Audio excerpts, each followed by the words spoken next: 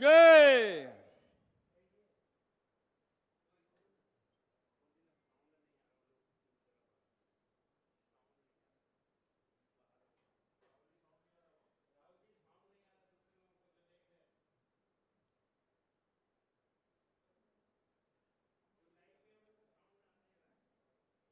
पुनीत जी, यहाँ पिक्चर नहीं आ रहा है।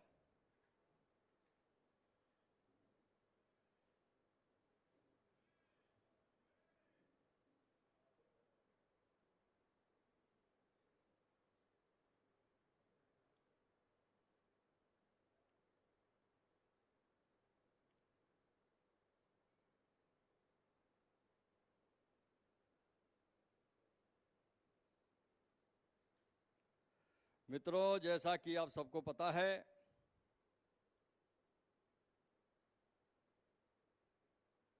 कि इस जनसंवाद रैली में हमारे झारखंड के नेता और केंद्र सरकार में जनजातीय मंत्री आदरणीय अर्जुन मुंडा जी दिल्ली में उपस्थित हैं। मैं उनसे आग्रह करूंगा कि आज के मुख्य अतिथि केंद्र सरकार में पेट्रोलियम मंत्री आदरणीय धर्मेंद्र प्रधान जी को प्रतीक चिन्ह और अंग वस्त्र पहनाकर उनका स्वागत करेंगे। आदरणीय अर्जुन मुंडा जी।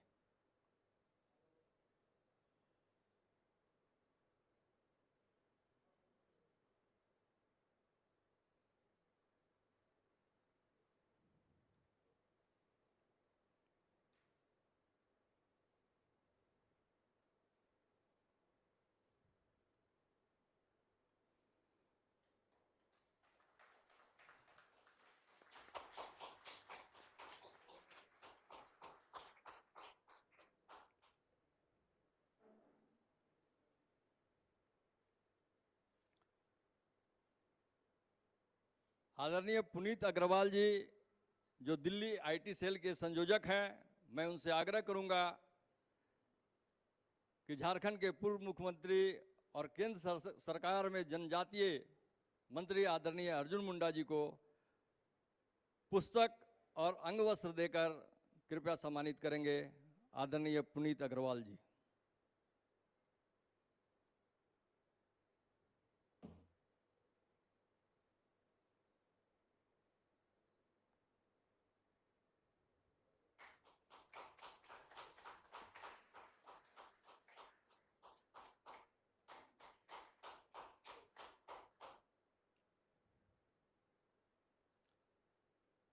मित्रों, हमारे बीच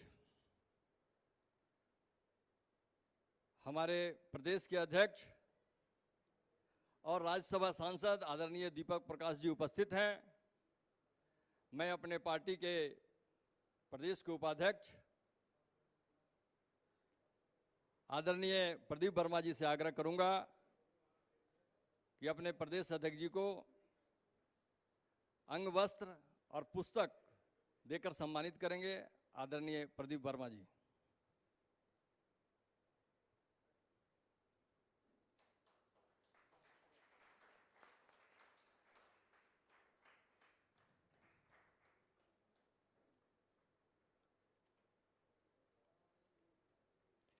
हमारे बीच झारखंड के प्रथम मुख्यमंत्री और भारतीय जनता पार्टी विधायक दल के नेता आदरणीय बाबूलाल मरांडी जी यहाँ उपस्थित हैं।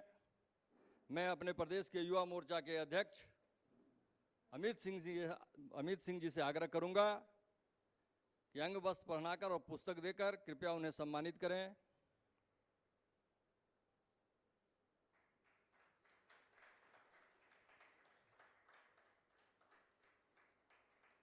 अपने बीच पार्टी के वरिष्ठ नेता और प्रदेश के उपाध्यक्ष प्रदीप वर्मा जी हैं।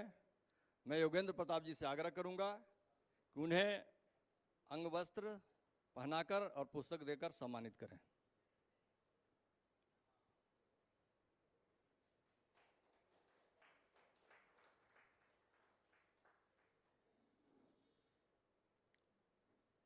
मित्रों, कार्यक्रम को आगे बढ़ाते हुए अपने प्रदेश अध्यक्ष श्री दीपक प्रकाश जी से आग्रह करूंगा कि कृपया वे आवें और आज के इस सभा को संबोधित करें। आदरणीय दीपक प्रकाश जी।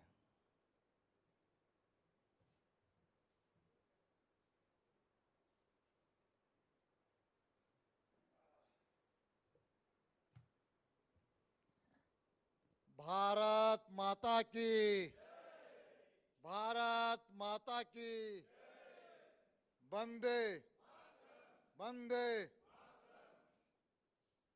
झारखंड जन संवाद रैली के कार्यक्रम में भारतीय जनता पार्टी के वरिष्ठ नेता, भारत सरकार के पेट्रोलियम मंत्री सम्मानित धर्मेंद्र प्रधान जी, मंच पर बैठे सम्मानित झारखंड के प्रथम मुख्यमंत्री तथा वर्तमान में भारतीय जनता पार्टी के विधायक दल के नेता माननीय श्रीमान बाबूलाल मरांडी जी, मंच में बैठे जनजाति मामलों के मंत्री, केंद्रीय मंत्री, पूर्व मुख्यमंत्री सम्मानित नेता अर्जुन मुंडा जी, मंच पर बैठे हुए भारतीय जनता पार्टी के प्रदेश के उपाध्यक्ष सम्मानित प्रदीप वर्मा जी, मंच पर बैठे हुए इस कार्यक्रम के संचालनकर्ता भारतीय जनता पार्टी के वरिष्ठ नेता श्रीमान बालमुकुंद सहाय जी, एवं इस जन संवाद रैली में सोशल मीडिया तथा फेसबुक से जुड़ने वाले भारतीय जनता पार्टी झारखंड प्रदेश के लाखों कार्यकर्ताओं की ओर को मैं भारतीय जनता पार्टी झारखंड प्रदेश की इकाई की ओर से आपको जोहार करता हूं, आपका अभिनंदन करता हूं और आपका स्वागत करता हूं। भाइयों बहनों, आज इस कार्यक्रम के जो मुख्य वक्ता हैं वो झारखंड की संस्कृति और प्रकृति से वाकिफ हैं। आज इस कार्यक्रम के जो मुख्य वक्ता हैं झारखंड की भौगोलिक स्थिति से वाकिफ हैं। आज इस कार्यक्रम के जो मुख्य वक्ता है यहाँ के कार्यकर्ताओं के दिलों में भी बसने का काम करते हैं। इसलिए मैं प्रदेश की ओर से मैं उनका भी हृदय की गहराइयों से भी उनका अभिनंदन करना चाहता हूं। दोस्तों, आज ये रैली प्रधानमंत्री जी के डिजिटल भारत के सपनों को साकार करने वाली रैली। हम सब कोई जानते हैं कि हमारे लोकप्रिय प्रधानमंत्री ने समर्थ भारत बनाने के लिए डिजिटल इंडिया की कल्पना की थी और आज ये रैली इस बात को साबित करती है कि उनके कल्पनाओं के आधार पर आज भारतवर्ष डिजिटल इंडिया बनने की दिशा में आगे बढ़ रहा है। भाइयों बहनों, मैं कहना चाहता हूं कि कोविड-19 कोरोना वायरस के संक्रमण काल से दुनिया त्रस्त है, पस्त है, ग्रस्त है। भारत भी उससे कोई अलग नहीं है। लेकिन भारत के प्रधानमंत्री श्री नरेंद्र मोदी जी के नेतृत्व में कोरोना के लड़ाई में हम सब लोग मिलकर के सफलता पाने का हम लोगों ने काम किया है।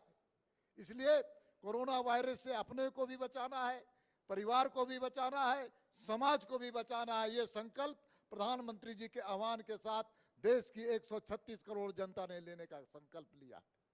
भाइयों बहनों, आज उपस्थित हुआ हूं। मैं सबसे पहले अंतर्राष्ट्रीय योग दिवस के अवसर पर आप सब लोगों को मेरी ओर से ढेर सारी शुभकामना। अंतर्राष्ट्रीय योग दिवस के शुभ अवसर पर शुभकामनाओं के साथ कोरोना के इस संकट में हम सब लोग स्वस्थ रहें, परिवार स्वस्थ रहे, ये भारतीय जनता पार्टी झारखंड प्रदेश की कामना है। भाइयों बहनों, हम सब जानते हैं ये रैली प्रधानमंत्री नरेंद्र मोदी जी के दूसरे सत्र के प्रथम वर्ष 30 मई को पूरा हुआ और जब 30 मई को पूरा हुआ तो ये कालखंड स्वर्णकालीन कालखंड रहा। इतिहास के पन्नों में लिखे जाने वाला ये वर्ष रहा। हमारे वैचारिक अधिष्ठान को पूरा करने वाला वर्ष रहा। विचारों को, संकल्प को लेकर के हम आगे बढ़े, उन विचारों को पूरा करने वाला ये वर्ष रहा। हमारे पूर्वजों ने जो बलिदानी दी थी कई विषयों को लेकर, कई संकल्पों को लेकर के, उसको पूरा करने का काम प्रधानमंत्री नरेंद्र मोदी जी ने किया, उनकी सरकार ने किया, हमारे गृह मंत्री अमित शाह जी ने किया। इसलिए दोस्तों, सैद्धांतिक अधिष्ठान को पूरा करने वाला ये हमारे समर्थ भारत को बनाने वाला ये एक वर्ष कोरोना वायरस से लड़ने का भी संकल्प लेकर के दुनिया के अंदर प्रधानमंत्री ने ऐसे काम किए कि दुनिया के कई राष्ट्राध्यक्षों ने उनकी शुभकामना देने का काम किया। अब भारत पूरे देश दुनिया का विश्व गुरु बने, इस दिशा में भारत आगे बढ़ रहा है भाइयों बहनों।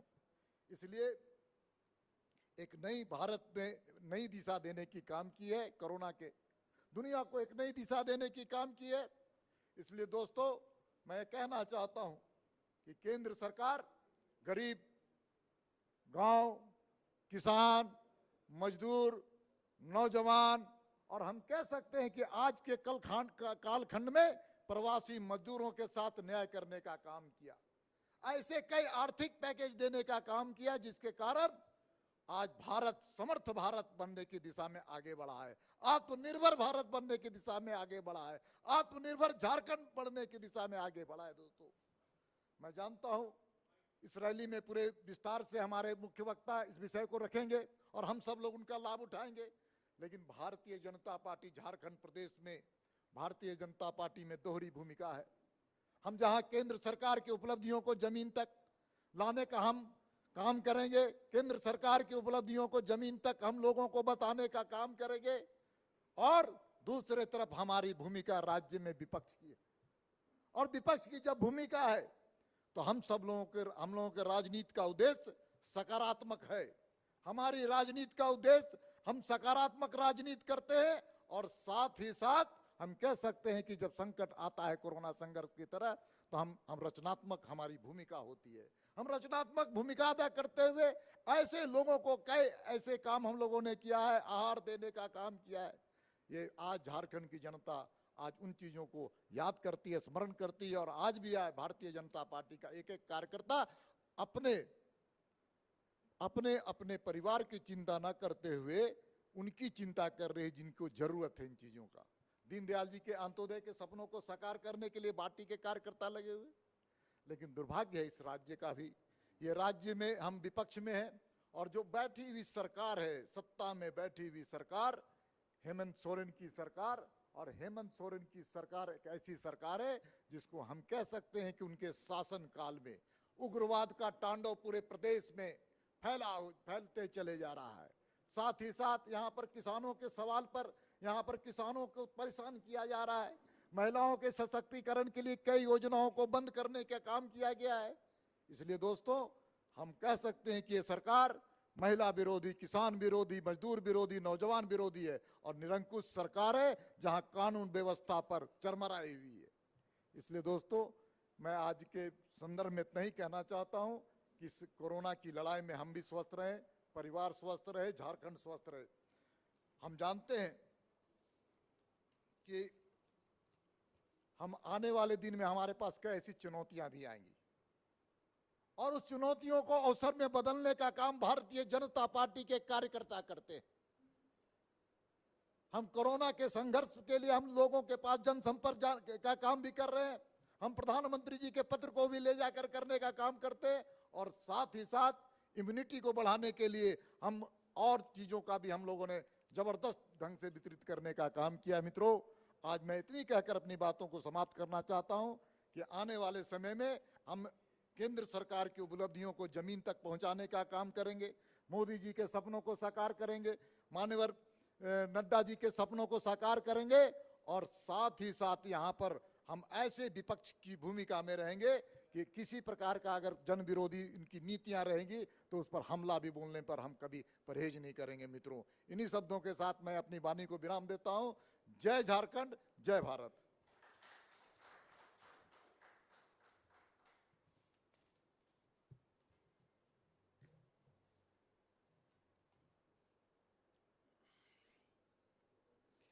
बहुत बहुत धन्यवाद अपने प्रदेश अध्यक्ष जी।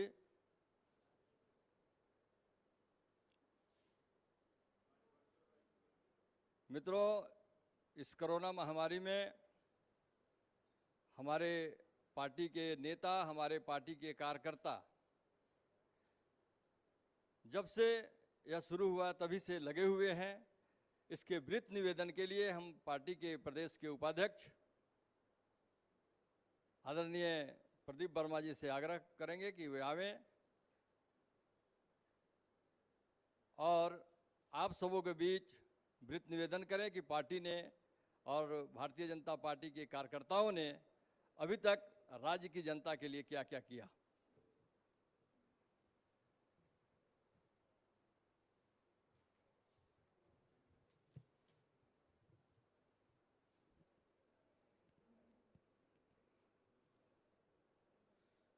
झारखंड जनसंवाद रैली के आदरणीय मुख्य अतिथि केंद्रीय पेट्रोलियम मंत्री श्री धर्मेंद्र प्रधान जी और सम्मानित मंच, हम सभी जानते हैं जब 24 मार्च को कोविड-19 संक्रमण की गंभीरता को पहचानते हुए आदरणीय प्रधानमंत्री जी ने देशव्यापी लॉकडाउन घोषित किया था, तो उसके तुरंत बाद हमारे राष्ट्रीय अध्यक्ष जी के आह्वान पे हम भारतीय जनता पार्टी के कार्यकर्ताओं के सामने एक बड़ी चुनौती, एक बड़ा लक्ष्य सामने आ खड़ा हुआ था।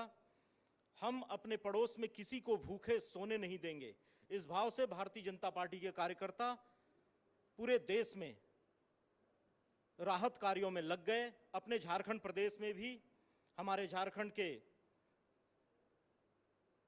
राज्य का जो नेतृत्व था, हमारे संगठन मंत्री जी सबके योजना से इस प्रांत में भी हम किसी को भूखा सोने नहीं देंगे, इस भाव से हम कार्यकर्ता लगे।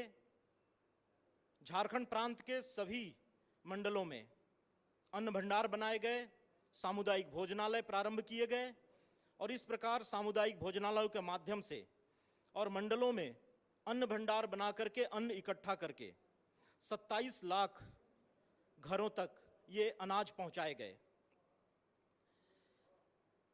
आदरणीय प्रधानमंत्री जी के आह्वान पे पीएम केयर फंड में झारखंड प्रदेश के भारतीय जनता पार्टी के कार्यकर्ताओं ने 5 करोड़ से अधिक राशि इकट्ठा करके अंशदान के रूप में जमा की। महिला मोर्चा की बहनों एवं हमारे भारतीय जनता पार्टी के जनप्रतिनिधियों ने 21 लाख से अधिक फेस कवर बना करके जरूरतमंदों के बीच में वितरित किया। भारतीय जनता पार्टी के कार्यकर्ता जनप्रतिनिधियों के सहयोग से 8 लाख से भी अधिक साबुन और सैनिटाइजर्स जरूरतमंदों के बीच में वितरित किए गए। कोविड-19 संक्रमण के खतरे को नियंत्रित करने के लिए, इस खतरे से जनता को हमेशा आगाह रखने के लिए प्रधानमंत्री जी ने आरोग्य सेतु ऐप लॉन्च किया। भारतीय जनता पार्टी झारखंड प्रदेश के कार्यकर्ताओं ने 9,46,000 लोगों के मोबाइल में ये ऐप डाउनलोड करवाया। लॉकडाउन का पीरियड थोड़ा आगे बढ़ा तो बड़ी संख्या में प्रवासी मजदूर कामगार झारखंड वापस आने लगे। झारखंड देश के उन प्रदेशों में से है जहां से बहुत बड़ी मात्रा में लोग अन्य राज्यों में काम करने के लिए जाते हैं। ऐसे में भारतीय जनता पार्टी के कार्यकर्ताओं के सामने एक नई चुनौती खड़ी हुई। ये लौट रहे मजदूरों को रास्ते में भोजन उपलब्ध कराना, पानी उपलब्ध कराना, चप्पलें उपलब्ध कराना, दवा और चिकित्सा की सुविधाएं उपलब्ध कराना। पूरे प्रदेश में हर एंट्री पॉइंट पे करीब 108 स्थानों पे हाईवे राहत शिविर बनाए गए, जिनके माध्यम से 2,64,000 ऐसे प्रवासी मजदूरों को राहत सामग्री पहुंचाई गई जो अन्य राज्यों से अपने जन्मभूमि को लौट रहे थे। 1,27,000 लोग जो लौटने के बाद क्वारंटीन सेंटरों में थे। क्वारंटीन सेंटरों में कई कमियां थी, कई अव्यवस्था थी। भारतीय जनता पार्टी के कार्यकर्ताओं ने, जनप्रतिनिधियों ने जिम्मा लिया उस क्वारंटीन सेंटर में जो मूलभूत सुविधाएं थी उसे उपलब्ध कराने की। ऐसे 1,27,000 लोगों को जो क्वारंटीन सेंटरों में क्वारंटीन होकर रह रहे थे, उन्हें भोजन, जलपान, उनके लिए उनका दैनिक जो 14 दिन के लिए वो क्वारंटीन थे तो उनके दैनिक दिनचर्या को व्यस्त रखने के लिए भारतीय जनता पार्टी के कार्यकर्ताओं ने पूरे प्रदेश में एक बहुत अतुलनीय और एक उदाहरण देने लायक काम किया। और इस प्रकार से इस कोविड-19 संक्रमण से उत्पन्न हुई जो परिस्थितियां थी अपने राज्य में, जो जरूरतमंद थे, गरीब थे, लगातार भारतीय जनता पार्टी के कार्यकर्ता उनके साथ खड़े रहे और उनकी हर जरूरत में, उनके हर सुख दुख में उन्होंने हाथ बटाया। बहुत बड़ी संख्या में करीब 1320 ऐसे परिवार चिन्हित किए गए जिनके घरों में कोई ऐसा व्यक्ति नहीं था जो उनके लिए दवा या जरूरत का सामान ला सके। भारतीय जनता पार्टी के कार्यकर्ताओं ने पूरे प्रदेश में ऐसे घरों को चिन्हित करके वहां एक एक कार्यकर्ता का नाम तय किया और उनकी आवश्यकता की सामग्री उन्हें लगातार पहुंचाते रहे जब तक स्थिति सामान्य नहीं हो गई। धन्यवाद।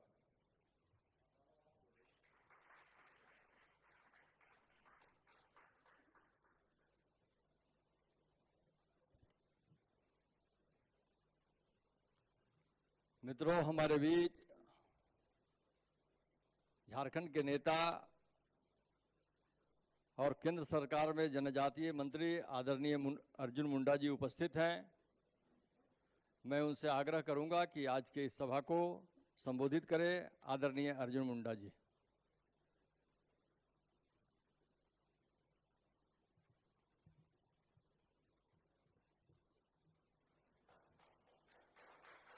आज के इस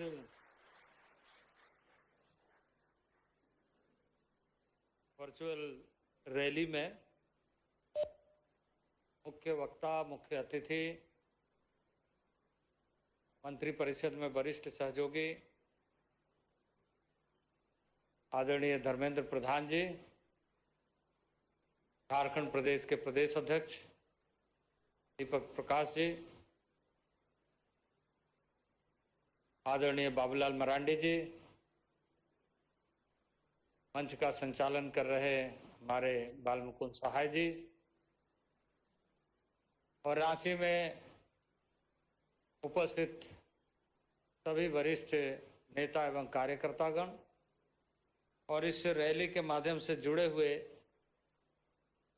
समस्त नागरिकों, चाहे वो फेसबुक लाइव के माध्यम से हों या स्वयं उपस्थित होकर या इस नेटवर्क के माध्यम से, वैसे समस्त लोगों का हार्दिक अभिवादन करता हूं, नमस्कार करता हूं। और आज योग दिवस के अवसर पर, अंतर्राष्ट्रीय योग दिवस के अवसर पर भारत के समस्त लोग, झारखंड के समस्त लोग स्वस्थ रहें। इस वैश्विक महामारी के दौर में जब हम बुरी तरह वैश्विक महामारी के कारण देश की जनता इससे प्रभावित होने की तरफ है, यद्यपि दृढ़ इच्छा शक्ति के साथ देश के प्रधानमंत्री ने देश की जनता को आह्वान करते हुए बहुत हद तक सफलता के सोपान पर हम आगे बढ़ रहे हैं कि वैश्विक महामारी के इस संघर्ष में, इस लड़ाई में हम उस लड़ाई को जीतेंगे। और इसलिए दुनिया भर में जितने ऐसे विकसित राष्ट्र हो या विकासशील राष्ट्र हो, उसके तुलना में भारत में इस समय हम अच्छी स्थिति में हैं और लगातार सुधार हो रहा है। जिस तरीके से कोरोना पॉजिटिव के केसेस आ रहे हैं और इसके बाद वो स्वस्थ होकर यानी पॉजिटिव से नेगेटिव हो रहे हैं, उसकी बड़ी श्रृंखला है। बहुत बड़ी संख्या में लोग वापस आ रहे हैं, स्वस्थ हो रहे हैं और ये सतर्कता के माध्यम से हो रहा है। देश आज एकजुटता के साथ इस लड़ाई को आदरणीय प्रधानमंत्री के नेतृत्व में लड़ने के लिए तैयार है और इसलिए हम इस दिशा में बहुत तेजी के साथ सफलता के दृष्टि से आगे बढ़ रहे हैं। मित्रों, ये रैली जिसमें आप मुख्य रूप से हमारे माननीय मंत्री पेट्रोलियम धर्मेंद्र प्रधान जी को सुनेंगे और एक वर्ष के कार्यकाल में यानी मोदी गवर्नमेंट 2 में 2000 से 2019 का कालखंड ऐतिहासिक रहा, जिसको जनता ने सराहा और पुनः प्रचंड बहुमत के साथ 2019 से 2024 के लिए पुनः इस देश का नेतृत्व नरेंद्र भाई मोदी को सौंपा। और इसी कड़ी में जो एक वर्ष का कालखंड हम सब ने पूरा किया है वो ऐतिहासिक है। बहुत सारी चीजों की मैं चर्चा नहीं करूंगा, लेकिन राष्ट्रीय स्तर की समस्याओं को, अंतर्राष्ट्रीय स्तर की समस्याओं को, आंतरिक समस्याओं को, सभी समस्याओं को कैसे समाधान की दिशा में आगे लेकर के आगे बढ़े, इसे सुनिश्चित करने का काम किया।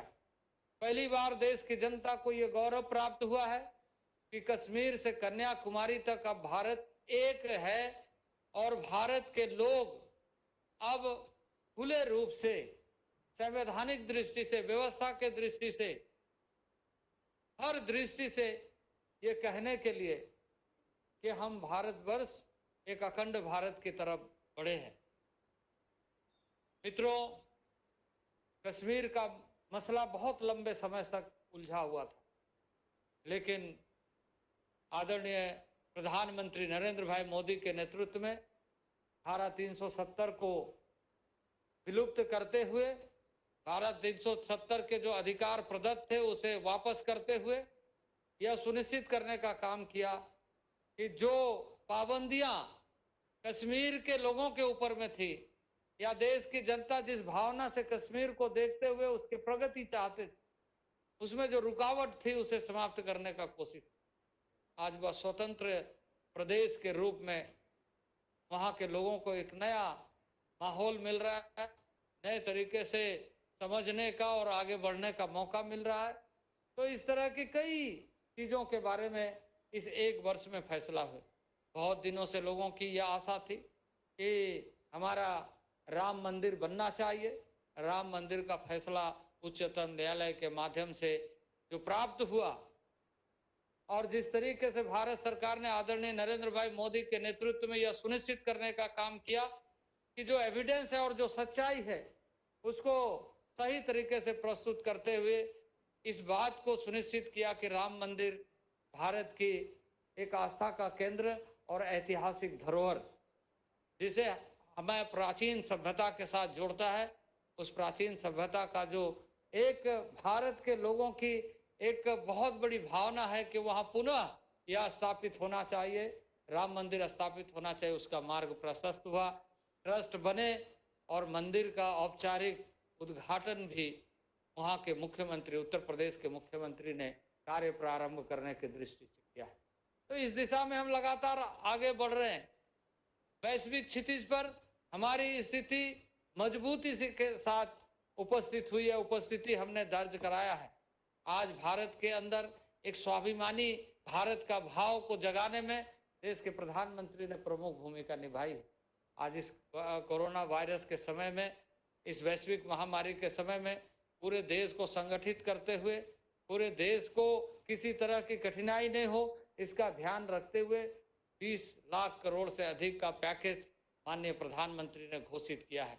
और प्रथम कड़ी में उस बात को ध्यान में रखते हुए कि गरीब को कठिनाई न हो और गरीब को किसी तरह की परेशानी नहीं हो, हर हर हर परिवार को, चाहे उसका कार्ड हो या ना हो, उन्हें इस समय में अनाज उपलब्ध होना चाहिए। और सभी देश के ऐसे एफसीआई के गोडाउन में, राज्य सरकारों के गोडाउन में पर्याप्त मात्रा में अनाज उपलब्ध कराए गए और उसको बांटने का और उसको गरीब तक पहुंचाने का लक्ष्य राज्य सरकारों को दिया गया। जैसे आप सब ने बताया, प्रदेश अध्यक्ष ने बताया कि बहुत सारे ऐसी सूचनाएं प्राप्त हुई जिसके माध्यम से ये दिखा झारखंड प्रदेश में कि जो अनाज भारत सरकार ने एक पैकेज के माध्यम से उपलब्ध कराया, हर परिवार के लिए उपलब्ध कराया। जो भी गरीब है उसके, गरीब ही एक मापदंड है और पंचायत स्तर पर यदि कोई भी व्यक्ति यह सूचना देता है कि यह व्यक्ति गरीब है, वहां तक अनाज पहुंचना चाहिए। लेकिन राज्य सरकारों की भूमिका जो आपके माध्यम से, और हमने भी कई जगहों में क्योंकि बार बार ये बात सामने आती थी कि हमें अनाज नहीं मिल रहा है, और मैं इस बात पर जोर लगाता था और राज्य सरकार के ऐसे कार्यरत पदाधिकारी से लेकर राज्य सरकार का ध्यान आकृष्ट कराता था कि आपके यहाँ अनाज उपलब्ध है पर गरीबों को उपलब्ध क्यों नहीं हो रहा है। गरीबों के लिए दी गई जो भारत सरकार की पैकेज है, अनाज है, वो गरीब तक क्यों पहुंच नहीं रहा है।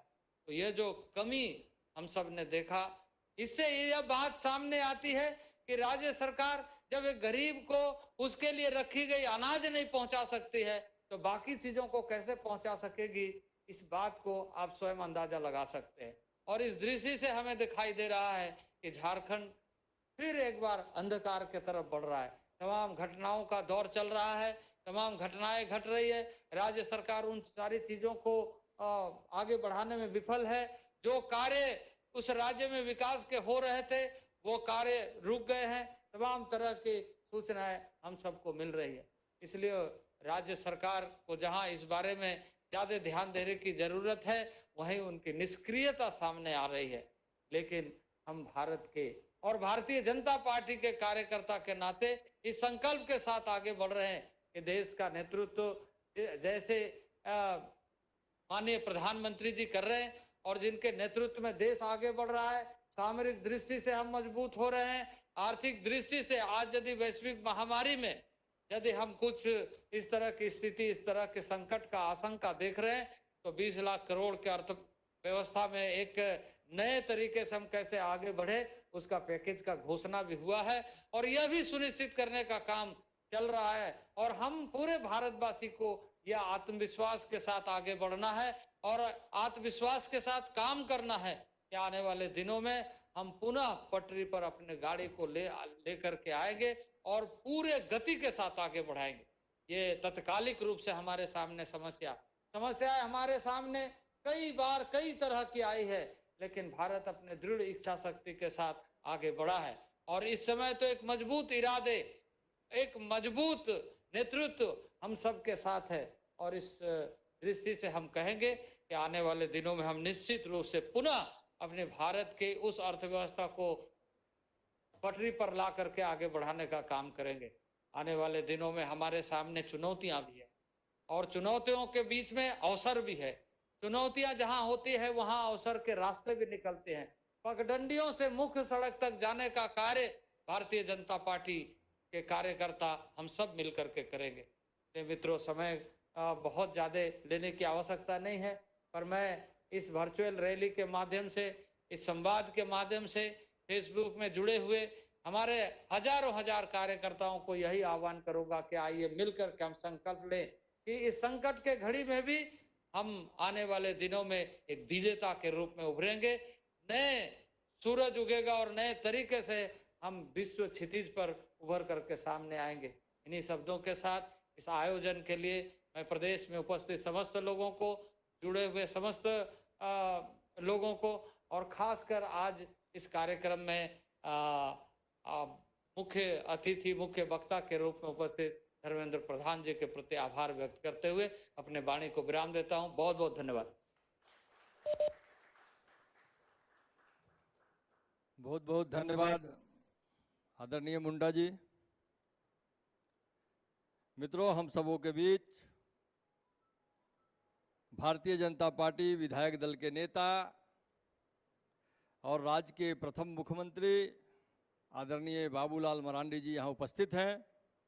मैं उनसे आग्रह करूंगा कि आज के इस जनसभा में आज मंच पे आएं और इस जनसभा को संबोधित करें। आदरणीय बाबूलाल जी।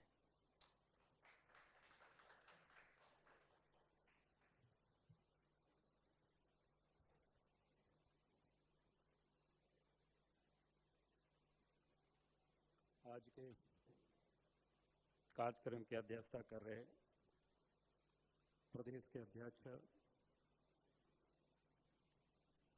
और नवनिर्वाचित राज्यसभा के सदस्य श्री दीपक प्रकाश जी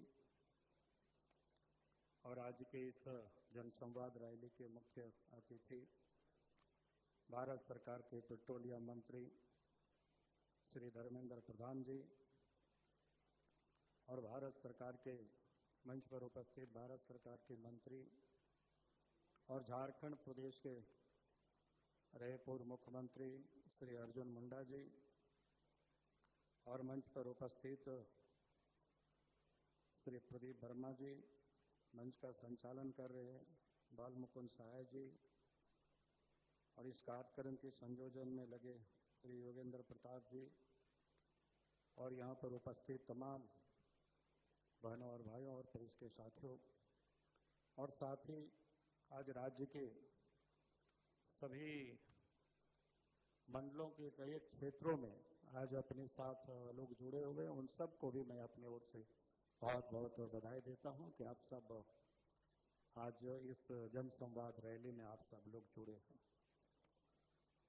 आज का दिन एक तो बड़ा महत्व का दिन है क्योंकि पूरी दुनिया आज अंतर्राष्ट्रीय योग दिवस मना रही है और इसके भी जो दुनिया में एक स्थान को दिलाए वो अपने देश के जो प्रधानमंत्री हैं श्री नरेंद्र मोदी जी के हाथों ही ये संभव हुआ। मैं तो कभी कभी सोचता हूँ कि लगता है कि मोदी जी को ये आभास थी इस बात की कि आने वाला भविष्य में इस धरती पर क्या क्या संकट होने वाला है, इस देश में क्या संकट आने वाला है। इसलिए आप सब ने देखा कि जब देश के प्रधानमंत्री 2014 में नरेंद्र मोदी जी बने तो गरीबों के इन्होंने खाते खुलवाए, फिर पूरी दुनिया को इन्होंने योग भी सिखाए और पूरी दुनिया ने इसको स्वीकार किया। अगर व्यक्ति को स्वस्थ रहना है, निरोग रहना है तो योग करना होगा और योग आज पूरी दुनिया मना रही है। आज इस कोविड या कोरोना के काल में अभी तक तो कोई दवा इसका निकला नहीं है, लेकिन मोदी जी ने जो मंत्र दिया था, जो भारतवर्ष से ही योग का जो पहले भी इसका प्रचलन था लेकिन सुप्त हो गया था, खोया हुआ था, एक प्रकार से लोग भूल गए थे कि हमें सबको योग करना है। लेकिन इस समय ये कोरोना के कालखंड में पूरी दुनिया इस बात को माना कि नहीं, अगर अपनी रोग निरोधक क्षमता को अगर ठीक रखना है, मजबूत रखना है तो हमें योगा करना होगा। इसी से हम कोरोना को भी हम पराजित कर सकेंगे।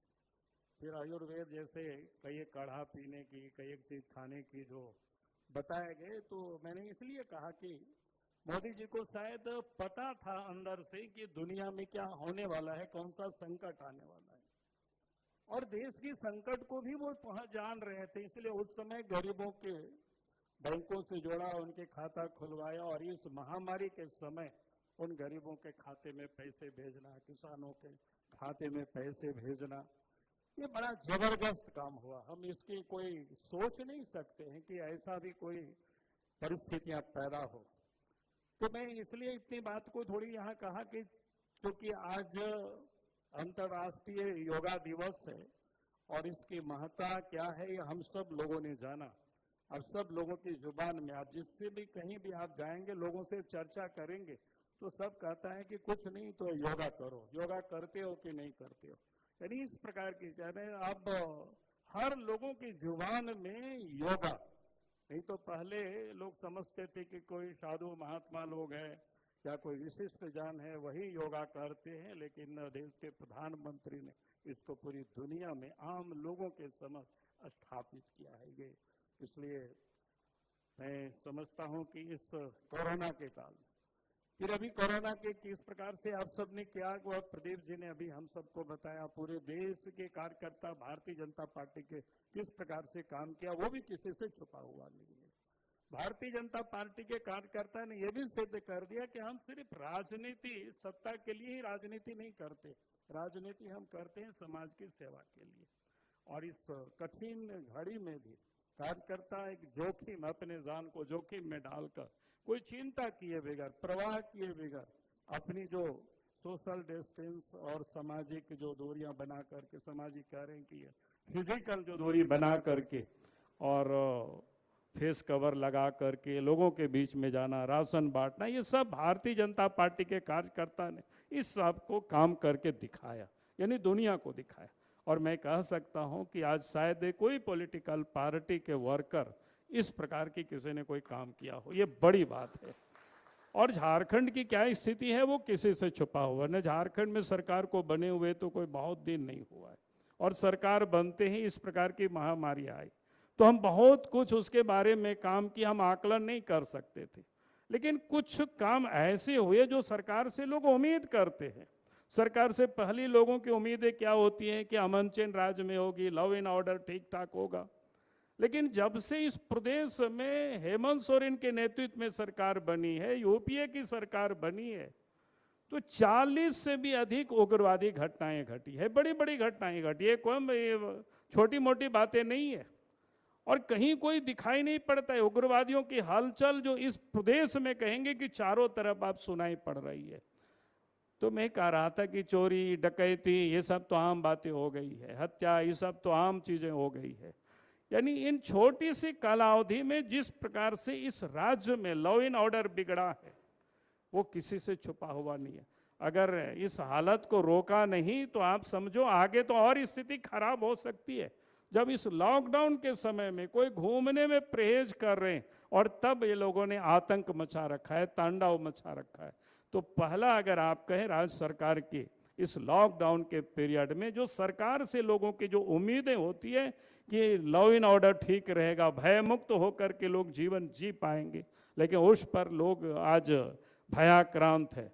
आप जंगल के पूरे इलाका, चाहे लाहौर दगा के इलाके चले जाओ, पलामू के इलाके चले जाओ, गिरिडीह के इलाके चले जाओ, चाहे बासाए खूंटी के इलाके जंगल में चले जाइए, अब सब जगह से लोग मिलते हैं तो सब जगह यही सूचनाएं आती है कि अब भय का माहौल है, आतंक का माहौल है, डर का माहौल अब पैदा हो गया है।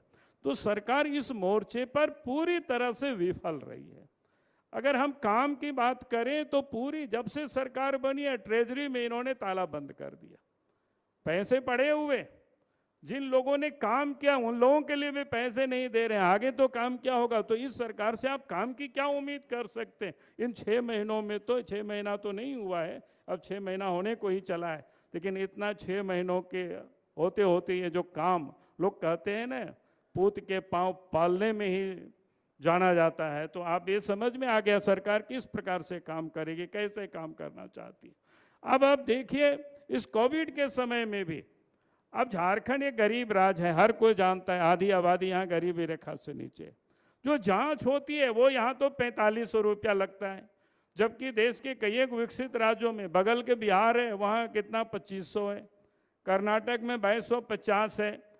जब उन सारे राज्यों को देख करके राज्य सरकार को भी हम लोगों ने कहा कि भाई झारखंड ये गरीब राज्य है, जहाँ पर निजी लैब में लोग टेस्ट कराते हैं उसकी दरें को आप न्यूनतम कराइए, लेकिन आज तक सरकार ने उस दिशा में नहीं काम किया। क्योंकि आज भी अगर कोई प्राइवेट अस्पतालों में बीमार लोग जाते हैं इलाज कराने तो बेचारे को 4500 रुपया कहीं से भी पत्नी का जेवर बंधक रख करके बेच करके इलाज कराना पड़ता है, बच्चों का इलाज कराना पड़ता है, खुद का इलाज कराना पड़ता है। तो ये इस महामारी के समय में भी जिस ढंग से ये पूरा देश परेशान है, लेकिन आज सरकार ने उस पर बिल्कुल संज्ञान नहीं ली, गरीबों की कहीं कोई चिंता नहीं की। इनको चिंता किस बात की? आप सबने देखा होगा कल परसों कि कोल ब्लॉक की जो क्या कहते हैं नीलामी होगी तो चला गया है सुप्रीम कोर्ट। बड़ी अजीब लगता है भाई, कोल ब्लॉक तो जिसके साथ यहाँ इन्होंने सरकार बनाई है कांग्रेस पार्टी के साथ। अब याद करिए जब देश के प्रधानमंत्री मनमोहन सिंह हुआ करते थे उस समय इन्होंने इस कोल ब्लॉक को तो बांट दिया था, कोलगेट किसी से छुपा हुआ नहीं क्या हुआ उस समय की। बाद में जब सुप्रीम कोर्ट ने इंटरवेन किया तो वो रद्द हुआ और बाद में उसको फिर से नीलाम कराए गए। ये तो बांट दिए थे ये लोग और उनके साथ सरकार बनाई, और ये किस प्रकार से कह रहा है कम समय है, लॉकडाउन है, और वहां जाकर के असलियत तो क्या है, क्योंकि वो जानते हैं जब निजी हाथों के ओर ये खदान चले जाएगी तो उनको लूटने का कोई मौका नहीं मिलेगा। और इसलिए इन्होंने खुद जाकर के जो जानते हैं कि अगर निजी हाथों में नहीं जाएगा तो यहाँ वहाँ कुछ अपने गड़बड़ शुरू करेंगे। तो इसलिए मैंने ये कहा कि इस सरकार से इस राज्य के विकास की हम लोग उम्मीद करना तो आप लगता है बेमानी है। और इसलिए मैं अपने सभी कार्यकर्ताओं से मैं यही अपील कर रहा हूँ कि अब लगता है कि हम जैसे ही लॉकडाउन खत्म होगा हम सब लोगों को इस सरकार के विरोध में सड़क पर उतरना होगा, तभी इस प्रदेश का ये विकास हो सकता है, नहीं तो ये प्रदेश का विकास नहीं हो सकता है। इसलिए मुझे लगा कि मैं चंद शब्द आपके समझ इन बातों को रखूं, बाकी तो हम सब लोगों के मुख्य वक्ता यहाँ पर उपस्थित हैं। पूरे 1 साल की उपलब्धि और उससे पहले भी 5 साल जो सरकार ने काम किया है निश्चित रूप से, और आज के भी जो देश और दुनिया की जो परिस्थिति है, हमें लगता है कि उन सारे विषयों पर वो अपने प्रकाश डालेंगे। और इसलिए मैं अपनी ओर से इतना ही कह करके अपनी बातों को समाप्त करता हूँ। बहुत बहुत धन्यवाद।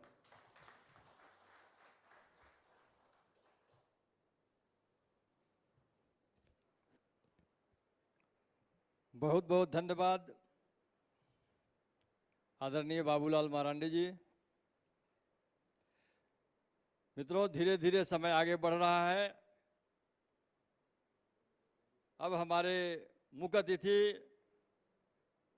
आदरणीय धर्मेंद्र प्रधान जी, जो पार्टी के वरिष्ठ देश के नेता रहे हैं, झारखंड के कार्यकर्ताओं के करीबी रहे हैं, व्यक्तिगत रूप से अधिकांश कार्यकर्ताओं को जानते हैं और केंद्रीय पेट्रोलियम मंत्री के रूप में देश के करोड़ों बहनों मां का आंसुओं को पोंछने का काम करने वाले हमारे बीच हमारे मुख्य अतिथि धर्मेंद्र प्रधान जी उपस्थित हैं। आज के इस अवसर पर मैं उनसे आग्रह करूंगा कि वे आएं और इस जनसभा को संबोधित करें। आदरणीय धर्मेंद्र प्रधान जी।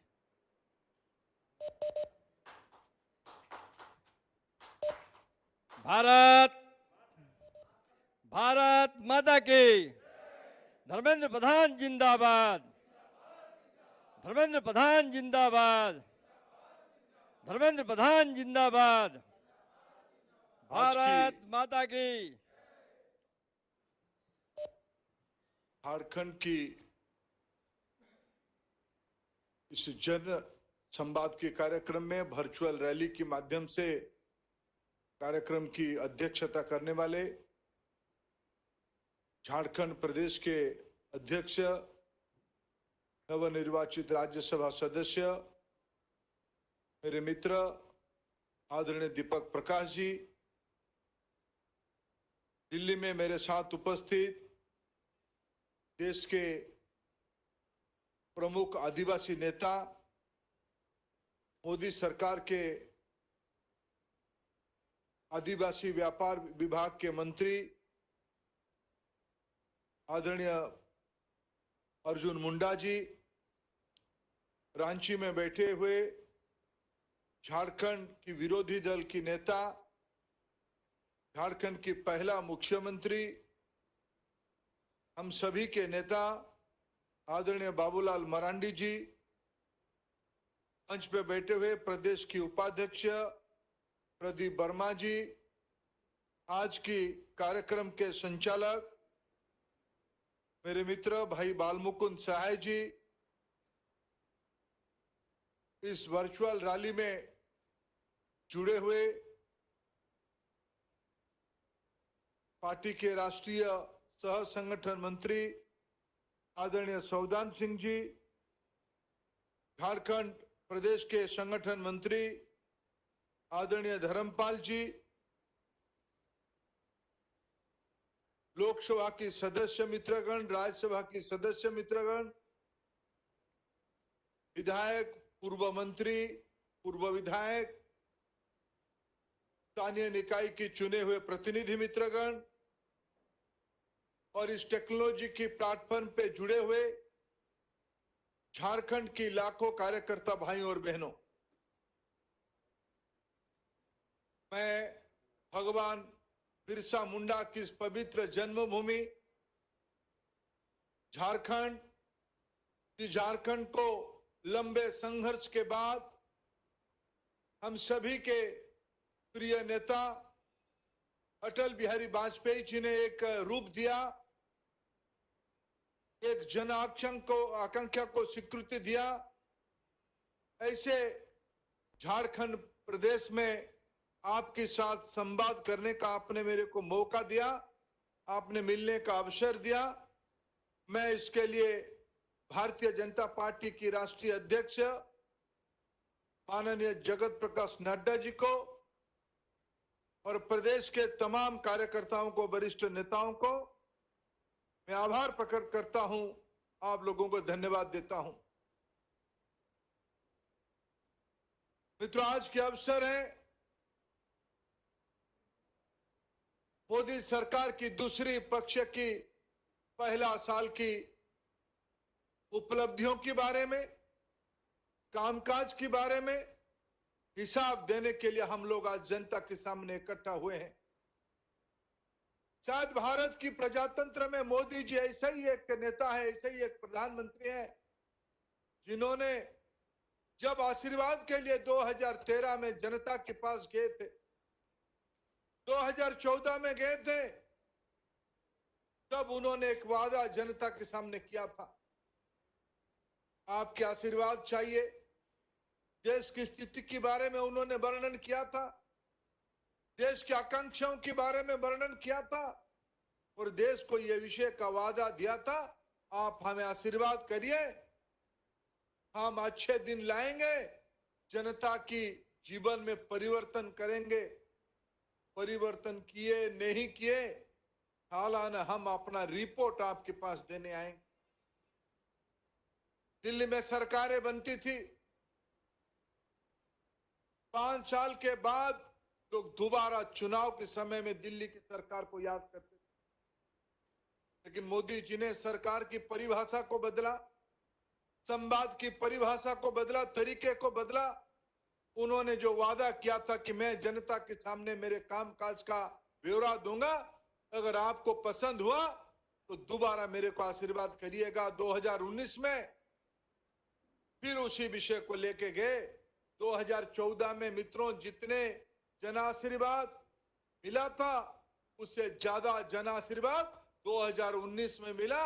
लगातार पहला गैर कांग्रेसी पार्टी के नाते पूर्ण बहुमत के साथ आज हमारी एनडीए की कुनबा है, अनेक मित्र घटक हमारे साथ हैं, लेकिन दोनों बार आप लोगों की मेहनत से, आप लोगों के आशीर्वाद से, विशेष करके मैं झारखंड की जनता को कोटि कोटि प्रणाम करता हूं। 2014 हो या 2019 हो, दोनों बार झारखंड के अगर आशीर्वाद ना होता, गरीब आदिवासी के अगर आशीर्वाद ना होता, पिछड़ों की, दलितों की अगर आशीर्वाद ना होता, आज नरेंद्र मोदी चाय बेचने वालों का बेटा, दूसरों के घर में बर्तन मांज के जिन मां की बेटा आज यहां तक आई है, ऐसा शख्सियत देश की प्रधानमंत्री ना बनता। इसीलिए मैं पहले इस 1 साल की पूर्ति के अवसर पे झारखंड की जनता को नमन करता हूं। मित्रों, निश्चित रूप में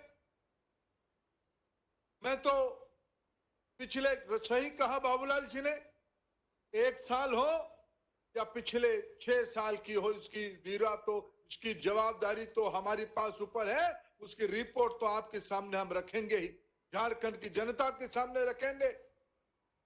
क्या किया गया देश के लिए, क्या किया गया पूर्वी भारत के लिए, क्या किया गया झारखंड के लिए, और विनम्रता के साथ हम झारखंड की जनता के सामने अपनी बातों को रखेंगे। प्रजातंत्र का यही तकाजा होता है। जन संवाद प्रजातंत्र की पहला शर्त है। जनता की आंखों की आंख मिला के की हुई कामों को वर्णन करना और जनता की अपेक्षाओं को सर नमन करते हुए, स्वीकार करते हुए व्यवस्था तक पहुंचाना, आज इस जन संवाद रैली का यही उद्देश्य है। मित्रों, लेकिन देश जिस विकट परिस्थिति में गुजर रहा है उसके बारे में भी आज 2 शब्द में आलोचना करना चाहूंगा, चर्चा करना चाहूंगा। मैं उस वीर झारखंड भूमि को नमन करना इसलिए चाहूंगा। झारखंड की एक विरासत है, झारखंड के एक इतिहास है। बिरसा भगवान कोई निजी लड़ाई नहीं लड़ा था, कोई अपने बेटे को मुख्यमंत्री बनाने की लड़ाई नहीं लड़ा था, अपने राजनीतिक हितों को रक्षा करे इसीलिए लड़ाई नहीं लड़ा था। देश मातृ का और व्यवस्था की अंधेरे से आगे जाए, देश में सुराज प्रतिष्ठा हो, देश की आवश्यकताओं को ध्यान में रखते हुए वीर झारखंड की भूमि, वीर भूमि बिरसा भगवान के नेतृत्व में लंबा लड़ाई लड़ी थी। उस भूमि की परंपरा कैसे बदल जाएगा, उस समय की बात हो या 2020 की बात हो, देश की सैनिक शक्ति अपनी पूरी ताकत लगा के सीमा को पहरा दे रहा है। झारखंड की वीर सपूत भी उसमें से पीछे नहीं हटा। अभी अभी चाइना के साथ, चाइना की आतताइयों के साथ लड़ते हुए झारखंड का भी एक सपूत शहीद हुआ है। मैं पहले उस शहीद को प्रणाम करता हूं, उस शहीद के माध्यम से झारखंड की जनता को नमन करता हूं। वो परंपरा आपने बजाय रखा, आपने उसको आगे बढ़ाया। झारखंड को सतत नमन। संजोग देखिए, वो बिहार रेजिमेंट की सैनिक था। मेरे प्रांत उड़ीसा की भी 2 सैनिक उसमें से शहीद हुए हैं। बिहार के भी सैनिक शहीद हुए हैं। पंजाब के भी नौजवान बिहार रेजिमेंट के हिस्से में शामिल होकर शहीद हुआ है। देश आज भावना के अंदर जा रहा है। देश एक अलग मिजाज पे है।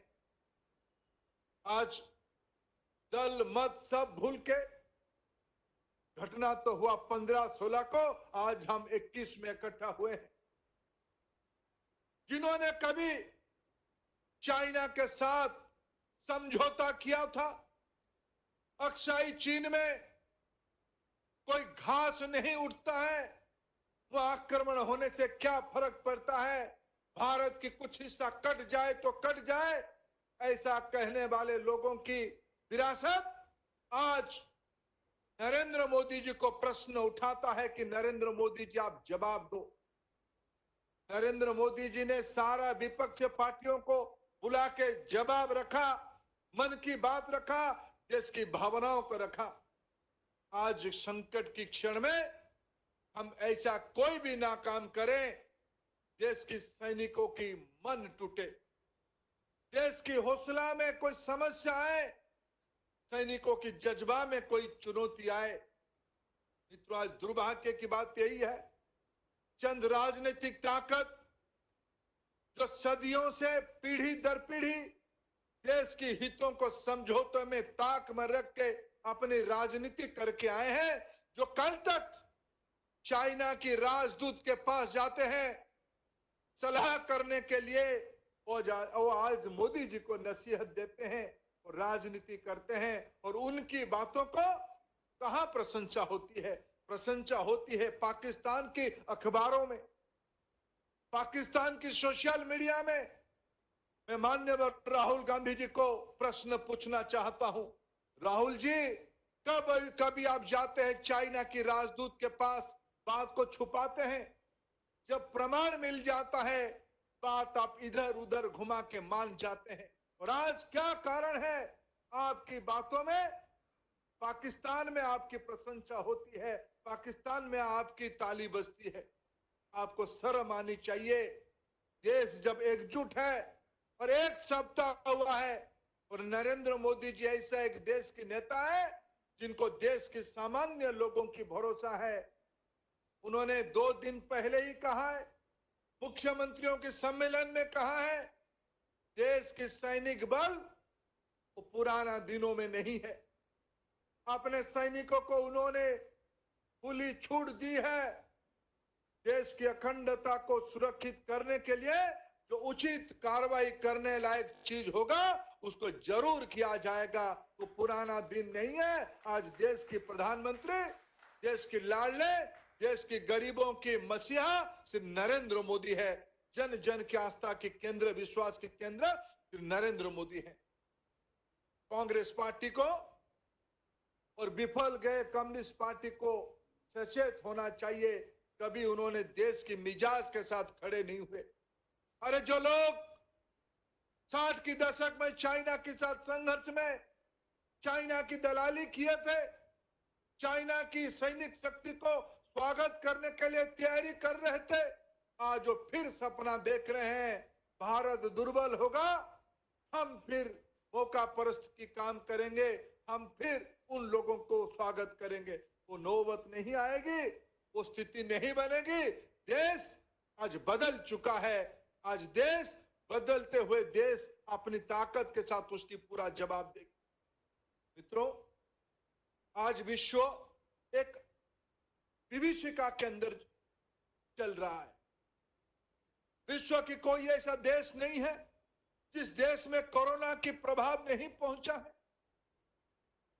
सबसे प्रभावित इलाका विश्व के अमीर देश हुए हैं, जिनके मन में एक अभिमान था, हमारे पास विज्ञान शक्ति है, हमारे पास धन शक्ति है, हमारे पास बुद्धिमान लोगों की जमावड़ा है, हम सभ्य है, हम अगड़े देश हैं।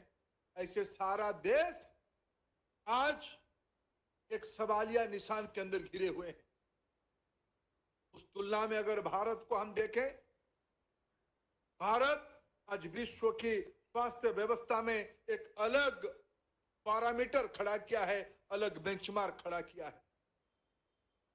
भारत में अभी मेरे मित्र अर्जुन मुंडा जी उसके बारे में उल्लेख कर रहे थे, विश्व के अन्य देशों की मृत्यु दर की तुलना में भारत बहुत सुरक्षित देश है। पॉजिटिव लोगों को स्वास्थ्य लाभ करने की रेशियो अगर देखें, कोरोना जो पॉजिटिव हुए हैं उनकी चिकित्सा के साथ स्वास्थ्य लाभ करने की रेशियो देखें, आज विश्व स्वास्थ्य संगठन आज भारत को एक बेंचमार्क मानता है। जो लोग कभी विदेशी अनुदान से देश को चलाने के लिए तरीका मान लिए थे, आज कोरोना की इस वैश्विक महामारी में नरेंद्र मोदी जी की नेतृत्व वाला भारत विश्व में 150 देशों को दवाई पहुंचाए है। ये नया भारत है, ये आत्मनिर्भर भारत है, ये बढ़ता हुआ भारत। आज देश एकजुट है, देश इकट्ठा है कोरोना को जूझने के लिए। देश की कोटि कोटि नागरिक प्रधानमंत्री जी के नेतृत्व में एकजुट है कोरोना को पराजित करने के लिए। कोरोना में अगर प्रधानमंत्री जी ने किसकी पहले चिंता किया, देश की गरीबों की चिंता किया। कई प्रकार के विषय आए थे कि भाई ये उद्योगों को क्यों नहीं चिंता किया जाता है, अन्य रोजगारकारी लोगों को क्यों नहीं चिंता किया जाता है। प्रधानमंत्री इस बीच में 20 लाख करोड़ रुपया की आत्मनिर्भर भारत की पैकेज घोषणा किया है। पहले किसी विषय को घोषणा किया तो प्रधानमंत्री गरीब कल्याण योजना घोषणा किया। 3 महीने के लिए देश की 70% नागरिकों के पास 5-5 किलो अनाज पहुंचाया गया। 70% परिवारों के पास 1-1 किलो दाल पहुंचाया गया। 20 करोड़ महिलाओं के खाते में जनधन के माध्यम से 1,500 रुपया 30,000 करोड़ रुपया की आर्थिक अनुदान पहुंचाया गया। विधवा भत्ता, वार्धक्य भत्ता, दिव्यांग भत्ता, ऐसे सारे भत्ताओं के माध्यम से 1,000 रुपया ज्यादा भारत के गरीबों के खाते में पहुंचाया गया। मेरे को सौभाग्य दिया गया प्रधानमंत्री उज्ज्वला योजना के तहत जो लाभार्थी है, ऐसे 8 करोड़ लाभार्थियों को 3 महीने के लिए मुफ्त में मोदी सरकार ने गैस की सिलेंडर पहुंचाई है। यह सब काम किया गया है। लघु उद्योगों के लिए, मध्यम उद्योगों के लिए, अति लघु उद्योगों के लिए 3 लाख करोड़ रुपया की बैंक के ऋण कम सूद में, कम इंटरेस्ट रेट में, कम ब्याज में, बिना कोई बंधक के बैंकों को जिम्मेवारी दिया गया है व्यवसाय को फिर शुरू करने के लिए।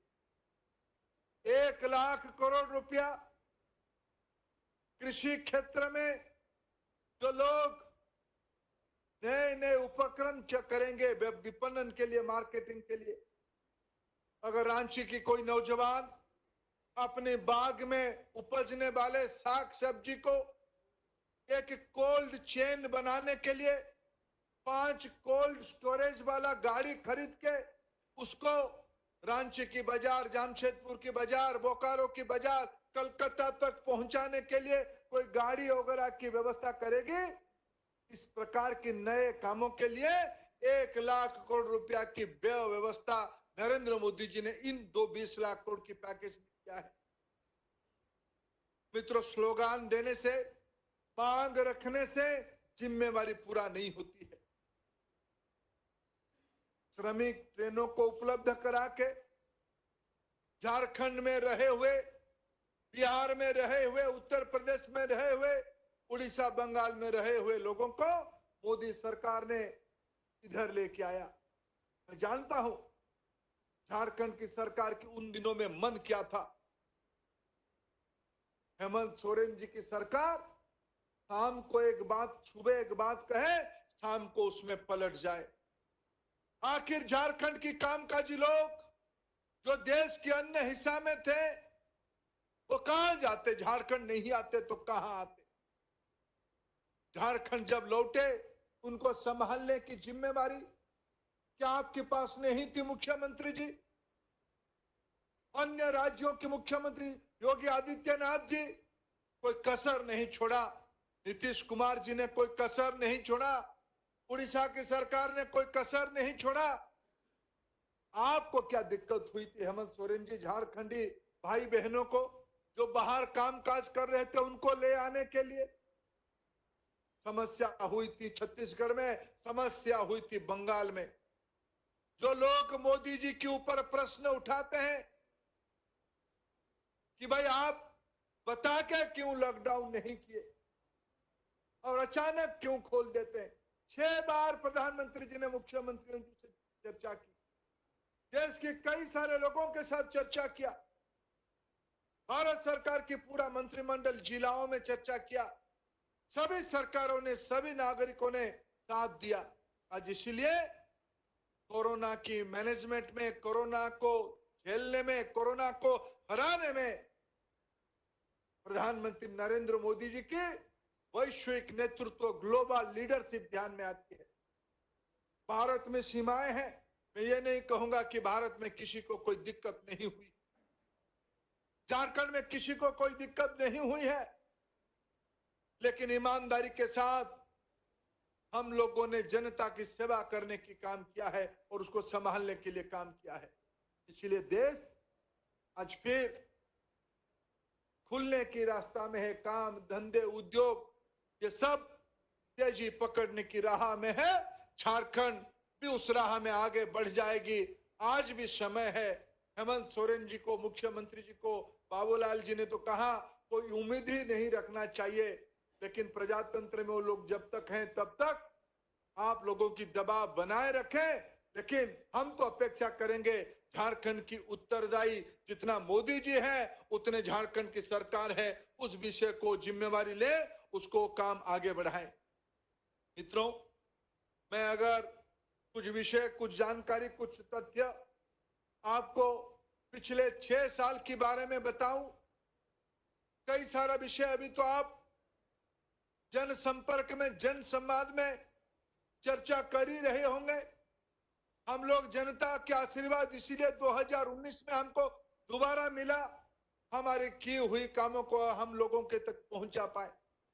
लेकिन मित्रों, मैं अगर 2-3 विषय ऐसे रखूं कि ये मोदी सरकार की महत्व क्या है आज के समय में, मोदी सरकार की उपलब्धि क्या है और मोदी सरकार पूर्व भारत को क्यों चाहिए, मोदी सरकार झारखंड को क्यों चाहिए। मैं अगर ऐसे 2-3, मैं पूर्व भारत से आता हूं, मेरे को झारखंड में बात करने के लिए बड़ा आनंदित इसीलिए मन होता है। उड़ीसा, बंगाल, झारखंड, बिहार, आखिर एक समय में तो एक प्रांत था, एक राज्य था, एक संस्कृति था, एक भाषा था, एक लोक भाषा था। कोई गहराई से मैं कभी झारखंड में किसी भी प्रांत में जाता हूं, झारखंड की जो स्थानीय भाषा है, वो सांथाली हो, वो मुंडारी हो, वो हो या झारखंड, उड़ीसा, बंगाल की सीमा में बोलने वाले लोक भाषा हो, समझने में कोई दिक्कत नहीं होती है। इस प्रकार के सांस्कृतिक समावेश का मैं भी हिस्सा हूं। मैं जब झारखंड में इस विषय को कह रहा हूं, बड़े जिम्मेवारी के साथ इस विषय को कह रहा हूं। दिल्ली में अनेकों प्रधानमंत्री जिम्मेवारी लिए हैं। हम भूल नहीं सकते हैं पूर्वी भारत के लोग, इस इलाका के लिए अटल बिहारी वाजपेयी जी ने क्या किया है, झारखंड के लोग कभी नहीं भूल सकते हैं। सदियों की अपेक्षा को एक अलग प्रशासनिक इकाई के रूप अटल जी ने दिया झारखंड को। अर्जुन मुंडा जी, बाबूलाल मरांडी जी, आप उन आंदोलन के नेता होते थे। लड़ते लड़ते आपको भी कभी मन में आता तो ये आखिर होगा क्या, आपके मन में कमिटमेंट था, दृढ़ निश्चित थे, लेकिन उसको रूप दिया श्री अटल बिहारी वाजपेयी जी ने। हम भूल नहीं सकते अटल बिहारी वाजपेयी जी के नेतृत्व को। लेकिन अनेकों प्रधानमंत्री रहे, मैं बड़े विनम्रता के साथ कहूंगा सबने पूर्वी भारत की चिंता किया, ऐसा नहीं चिंता नहीं किया। लेकिन एक बात मैं और कहना चाहूंगा, नरेंद्र मोदी देश की पहला प्रधानमंत्री हैं जिन्होंने पूर्वी भारत के लिए विशेष चिंता किया। उन्होंने एलानिया कहा, आज नहीं कहा, 2013 से कहना शुरू किए, जब तक पूर्वी भारत विकसित नहीं होता है तब तक एक संतुलित भारत की कल्पना करना बेईमानी होगा। जब तक बिहार, झारखंड, बंगाल, उड़ीसा, ये गुजरात, महाराष्ट्र, कर्नाटक, दिल्ली की बराबरी नहीं आती विकास में, तब तक समूचे भारत के विकास की कल्पना बेईमानी होगा। मित्रों, ये भाषण नहीं था, ये एक भावना नहीं थी, ये एक जिम्मेवारी था। और पिछले 6 साल में मैं किसी भी क्षेत्र के काम को देखूं, किसी भी विभाग के काम को देखूं, किसी भी बड़े योजनाओं को निरख के देखूं, तो उसी में पूर्वी भारत की समूचा विकास की कल्पना आती है। मैं अगर झारखंड की बात करूं, आखिर सिंधरी की खाद कारखाना बंद क्यों हुआ? बना तो था एक अच्छे उद्देश्य से, कई चुनाव हो गए, कई एमएलए एमपी बन गए, सिंधरी कारखाना पुनः चालू हो। आखिर चालू कौन करवाया? चालू श्री नरेंद्र मोदी जी की सरकार शुरू की। बरौनी की खाद कारखाना बंद पड़ी थी, पूर्वी भारत की अपेक्षा के लिए बनी थी, उस बंद कारखाना को कौन शुरू किया? नरेंद्र मोदी जी की सरकार शुरू। उड़ीसा की तालचेर में खाद कारखाना बंद पड़ी थी, उसको कौन शुरू किया?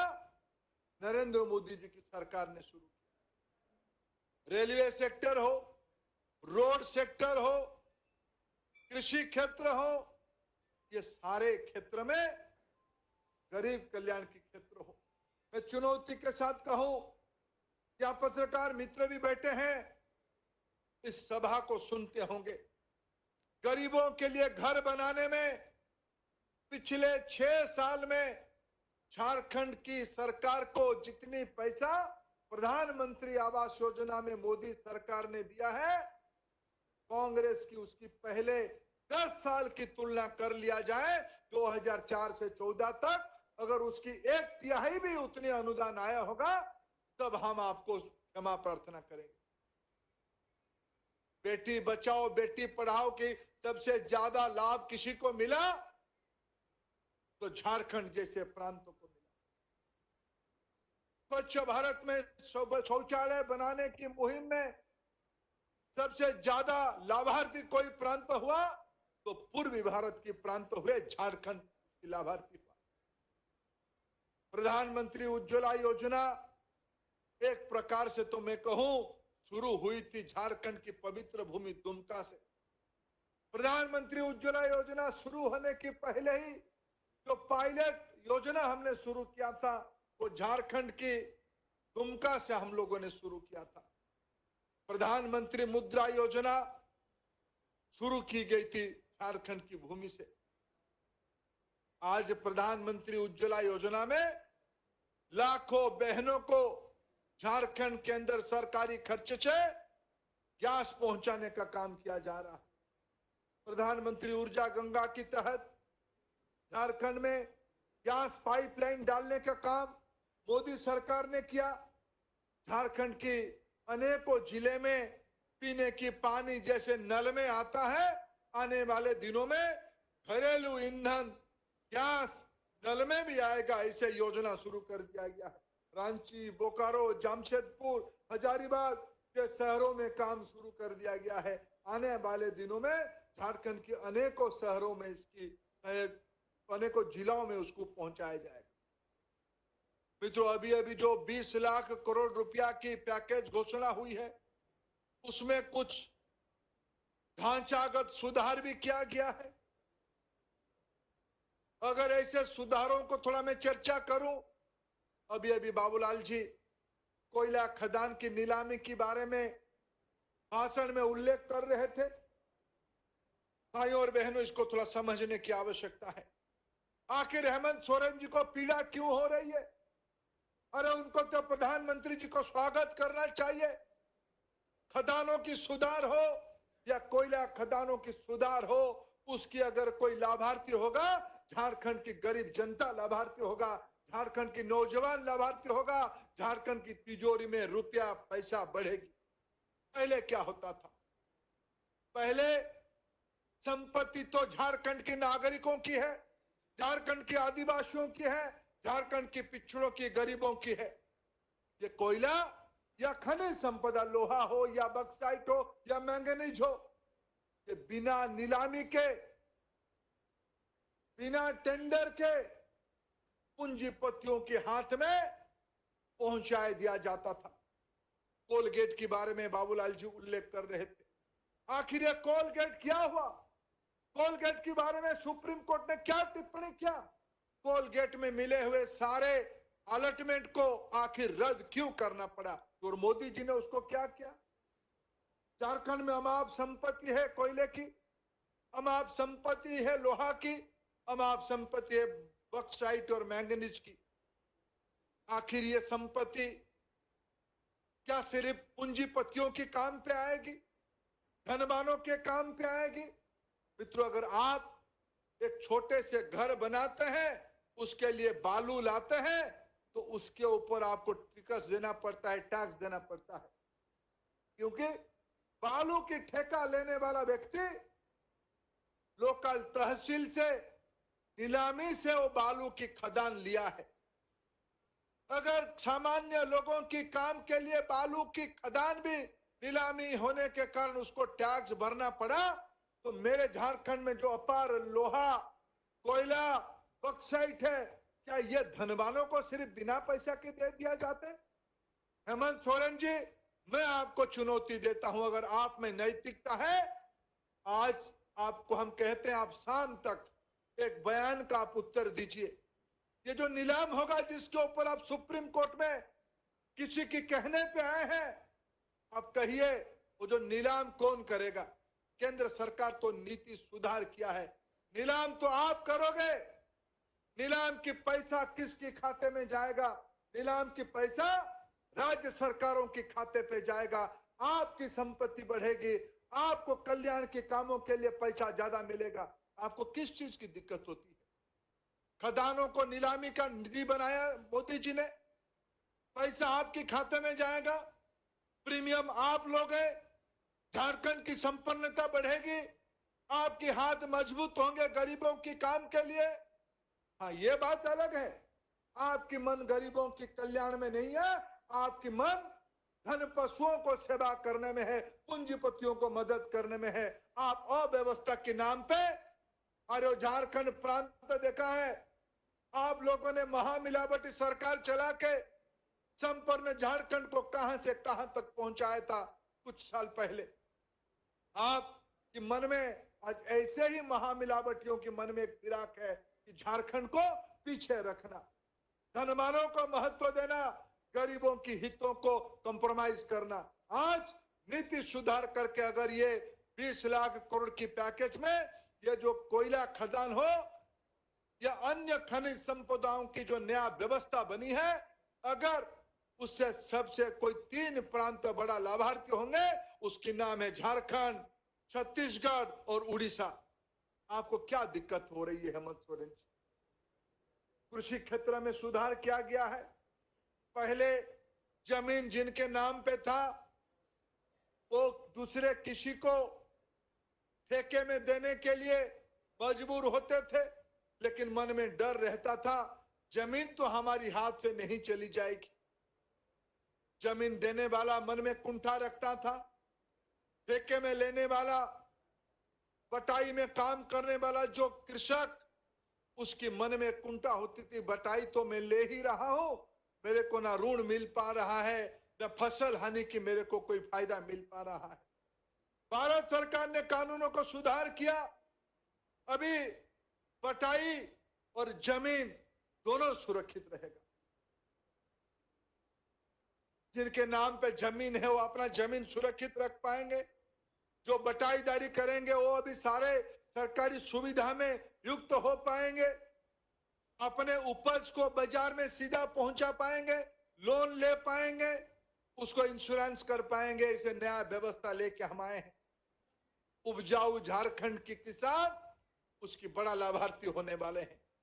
अनेक प्रधानमंत्री दिल्ली में बैठे थे, लेकिन झारखंड के किसानों के लिए कोई पहला प्रधानमंत्री चिंता किया तो सिर्फ नरेंद्र मोदी जी ने चिंता किया। अभी झारखंड के विभिन्न जिलाओं में उपजने वाले चीज, झारखंड की विभिन्न वनोपज अभी विश्व बाजार में जाएगा। पहले मंडियों की एक नया व्यवस्था थी। उस व्यवस्था के तहत झारखंड की बाहर की राज्यों में किसी चीज को हम बिक्री करने के लिए भेजेंगे तो स्थानीय मंडी की अनुमति लगेगी। मंडी उंडी झारखंड, उड़ीसा ऐसे प्रांतों में कुछ नहीं होता है। कुछ सरकारी अधिकारियों का जेब गरम होता है, लाइसेंस फीस देना पड़ता था। अत्याचार के दूसरे नाम मंडी व्यवस्था था। अभी कृषक, रांची की सब्जी उगाने वाला आदिवासी कृषक अभी बेंगलुरु तक अपने माल को सीधा सीधा ई कॉमर्स में पहुंचा सकता है। बेंगलुरु के भाव मेरे रांची के किसान को, लोहरदगा के किसान को मिलने वाला है। ये व्यवस्था नरेंद्र मोदी जी ने झारखंड जैसे प्रांतों के लिए लेके आए हैं।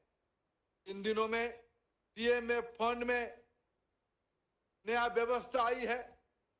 पहले खनिज संपदा वाला जिला एक मन में आक्रोश लेके चलते थे, हमको आखिर क्या मिल रहा है, मेरे जिले की संपत्ति को बाहर ले जाया जा रहा है, लेकिन मेरे जिले को क्या मिल रहा है। पहली बार मोदी जी ने एक योजना बनाई, district mineral development fund DMF बनाया गया।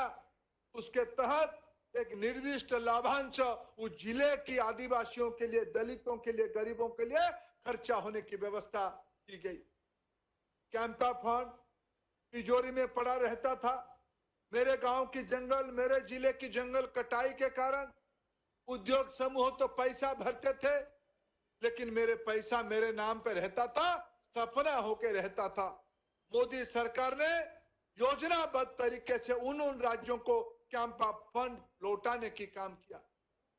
अगर मैं हिसाब दूं, 13वीं वित्त व्यवस्था फाइनेंस कमीशन और 14वीं वित्त व्यवस्था आयोग के अंदर तुलना करें तो अभी तो 15वीं वित्त आयोग का काम शुरू हो गया है। करोड़ों रुपया, हजारों करोड़ रुपया की ज्यादा अनुदान झारखंड जैसे प्रांतों को मिला है। मित्रों, प्रधानमंत्री जी का एक दुर्धारणा है, जब तक यह सब इलाका के ऊपर ढांचा में पैसा निवेश नहीं किया जाएगा, पूंजी निवेश नहीं किया जाएगा, रोजगार ही प्रबंधन नहीं किया जाएगा, लोग बाहर क्यों जाएंगे। बीते कल प्रधानमंत्री जी ने एक महत्वाकांक्षी योजना को शुरू किया, गरीब कल्याण रोजगार अभियान। 50,000 करोड़ रुपया की व्यवस्था में ग्रामीण विकास विभाग के नेतृत्व में 25 प्रकार की कामों में 116 जिलाओं में, जिसमें मैं आपको सुखद सूचना देना चाहता हूं, झारखंड भी शामिल है। उत्तर प्रदेश, बिहार, झारखंड, मध्य प्रदेश, उड़ीसा, राजस्थान, ऐसे सारे प्रांतों के अंदर झारखंड प्रांत भी है। 50,000 करोड़ रुपया की गरीब कल्याण रोजगार अभियान कल शुरू हुई है। प्रधानमंत्री नरेंद्र मोदी जी की काम करने की एक तरीका है। जब 14 में उन्होंने जिम्मेवारी संभाली, उन्होंने कहा था मेरे सरकार इस देश के गरीबों के लिए समर्पित रहेगी, महिलाओं के लिए समर्पित रहेगी, आदिवासियों के लिए समर्पित रहेगी, दलितों के लिए समर्पित रहेगी, पिछड़ों के लिए समर्पित रहेगी, वंचितों के लिए समर्पित रहेगी। मित्रों, पिछले 6 साल में नरेंद्र मोदी जी और उनके तमाम मंत्री साथियों ने अथक परिश्रम करके इसको एक व्रत करके हम चल रहे हैं। सबके साथ, सबके विकास, सबके विश्वास, ये हम लोगों के लिए नारा नहीं है। उसी के तहत पूर्वी भारत की विकास एक प्राथमिकता है। एक जिम्मेवारी है, एक भावना है, एक आकांक्षा पूर्ति की लक्ष्य है। मैं इसलिए पूर्व भारत के एक कार्यकर्ता के नाते झारखंड प्रांत में फिर एक बार आभार प्रकट करता हूं। ये सब संभव हो पा रहा है, झारखंड ने नरेंद्र मोदी जी को आशीर्वाद किया, नरेंद्र मोदी जी के हाथ को मजबूत किया। ऐसे आपके सहयोग, आशीर्वाद निरंतर बने रहें और प्रधानमंत्री जी पूर्वी भारत को भारत की अन्य इलाका के तुलना में एक अग्रणी इलाका करके बना के रहेंगे। मैं फिर आप लोगों को धन्यवाद देता हूं, आपका आभार प्रकट करता हूं।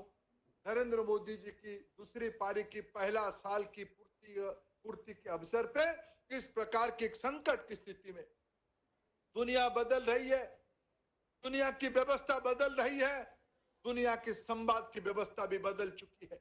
इस आधुनिक व्यवस्था में झारखंड इकाई ने एक अभिनव तरीके से, एक अनोखे तरीके से जन संवाद के कार्यक्रम का रचना किया। लाखों कार्यकर्ता इस जन संवाद को देखे। मैं आप सभी का आभारी हूं। धन्यवाद। भारत माता की जय। जय झारखंड।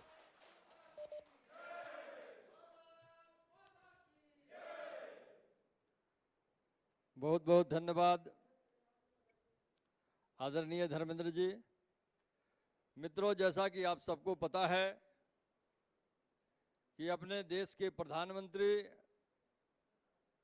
आदरणीय नरेंद्र मोदी जी ने आत्मनिर्भर भारत का आह्वान किया था। आज झारखंड के सभी कार्यकर्ता और इस कार्यक्रम से जुड़े हमारे सभी नौजवान दोस्तों इस मोदी जी के आह्वान को आज संकल्प लेने का दिन है। इसके लिए मैं पार्टी के वरिष्ठ उपाध्यक्ष आदरणीय प्रदीप वर्मा जी से आग्रह करूंगा कि वे आवें और इस कार्यक्रम से जुड़े सभी लोगों को संकल्प दिलवाएं।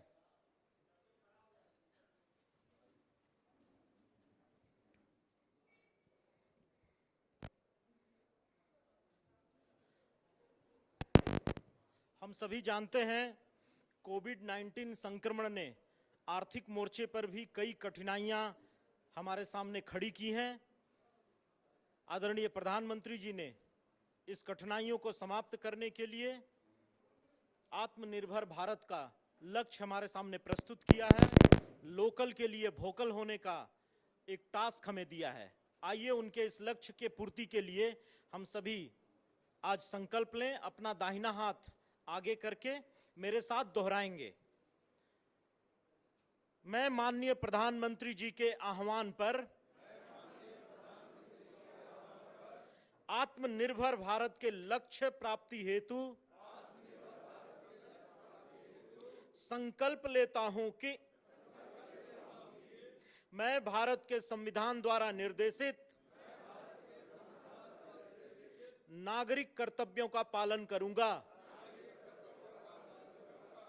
मैं राष्ट्रीय एकता की भावना, लोकतंत्र के मूल्यों, समता मूलक समाज के निर्माण, सर्वधर्म समभाव व मूल्य आधारित राजनीति को समाज में प्रोत्साहित करूंगा। मैं देश के स्थानीय उत्पादों के निर्माण को प्रोत्साहन देने के लिए मिशन के रूप में कार्य करूंगा। यथासंभव लोकल उत्पादों को ही खरीदूंगा। मैं कोविड की महामारी से लड़ने के लिए सामाजिक जागरूकता, स्वास्थ्य एवं स्वच्छता के अभियान को आगे बढ़ाऊंगा। भारत माता की, भारत माता की, भारत माता की।